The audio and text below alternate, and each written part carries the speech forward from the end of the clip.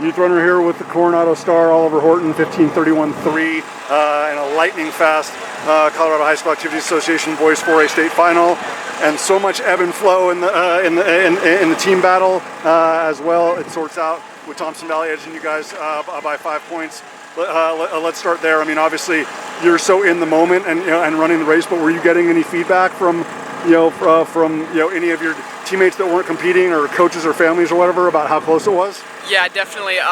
Like our JV guys are telling us that it's going to be close, and just you got to be patient and just do it for your teammates. Like, just running your best for your teammates. And we knew it was going to be close. We had a guy who wasn't able to run on our varsity. Something happened, and I think we could have won it if he was here, but can't do anything about him now. But we have another guy who will be with us at NXR. So I think now that's a huge confidence booster.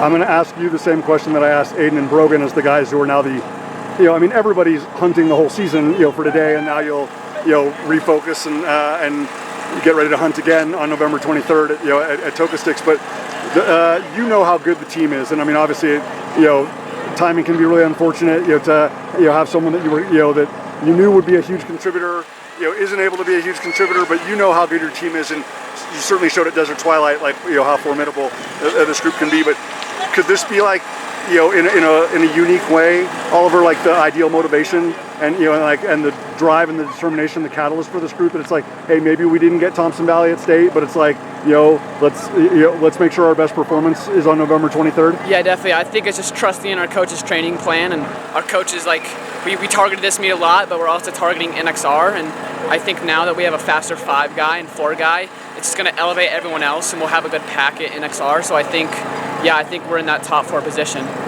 When you and I talked at Desert Twilight, obviously you guys are going to have a wealth of experience that not everybody, Niwot certainly will, and obviously you're hanging out with those guys, which is good company for you to be in always. But I mean, not every, not Thompson Valley, not Cheyenne, like not every team was there, Rock Canyon wasn't there. Like, so I mean, how valuable is that going to be, that you guys have? I mean, even though one's going to be during the day, the other's going to be at night, but just a better understanding of what that course asks of you, and the challenges that you guys need to respond to to get ready for the 23rd. Yeah, I think it's just going out and sticking with it. Like, that course it's so fast, and you just gotta be able to open fast and close fast. And I think the atmosphere is going to be crazy. There's going to be all the different states there. It's going to be bigger than NXR, and I think we're just going to get in the groove, and we're just going to stick with people, and we're just going to get pushed to our limits. And I think as long as we push to how we should, I think we're going to be hard to beat.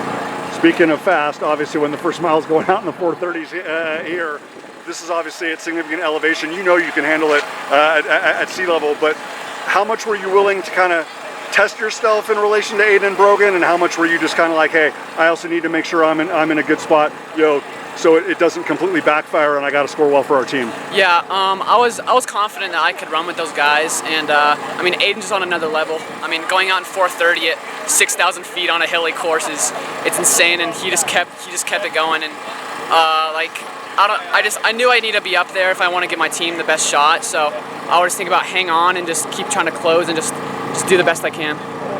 Again, as a guy that obviously knows and respects the Niwot guys as much as possible, I was just having the opportunity to talk with the Timnath girls and the Manitou girls and the Summit girls. Like, I mean, that even if Niwot was still there, that you guys and Cheyenne and Thompson Valley would all want to compete against them.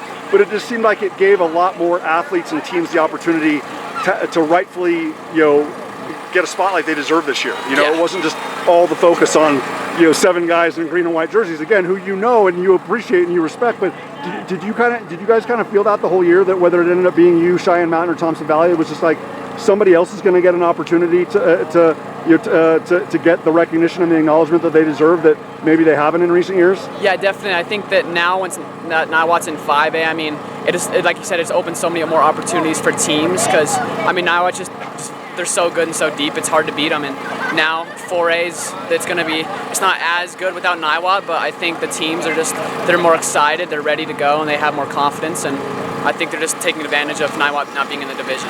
Well, you'll certainly reunite with them along with American Fork and Harriman and Riverton and everybody else on the 23rd, but I know you, along with Charlie and Corbin and all the guys from New Mexico as well, I knew you wouldn't have it any other way. 15:31.3 today for 3rd.